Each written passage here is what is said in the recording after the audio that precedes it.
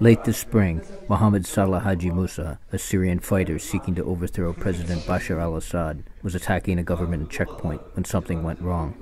His rifle exploded. His hands were left twisted and scarred. The explosion might easily have killed him.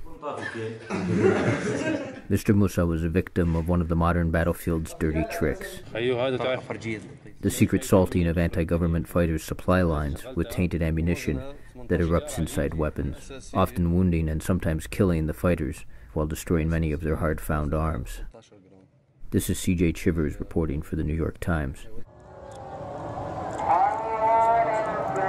The Syrian military has escalated its use of force throughout the war, now in its 19th month, trying to contain an expanding and increasingly lethal insurgency, challenging a government that once was supreme.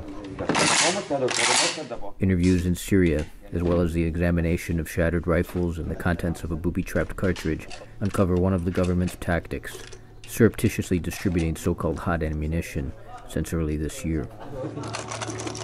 The doctored ammunition appears identical to ordinary ordnance.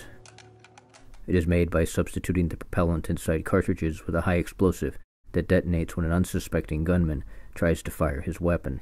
This tactic has a long history in war, but is not often documented in public as it occurs. The British and German militaries used the tactic in World War II. The United States developed exploding Kalashnikov ammunition in the 1960s, which it then leaked into Vietnam. The Pentagon has run similar programs in Iraq and Afghanistan in the past 10 years. The programs appear to leave tantalizing signs of their presence and risks, as here, where American contractors in Iraq were firing a Kalashnikov assault rifle and apparently hit one of the rounds.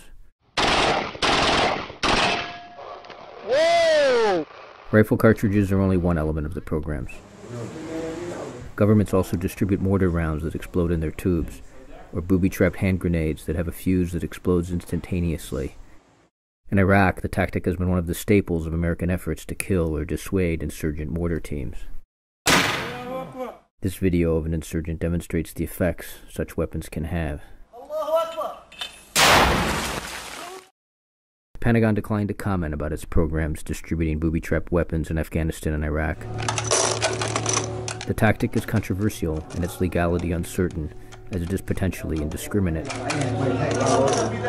Once distributed onto the battlefield, leaked into supply lines, these kinds of weapons are almost impossible to trace or to contain.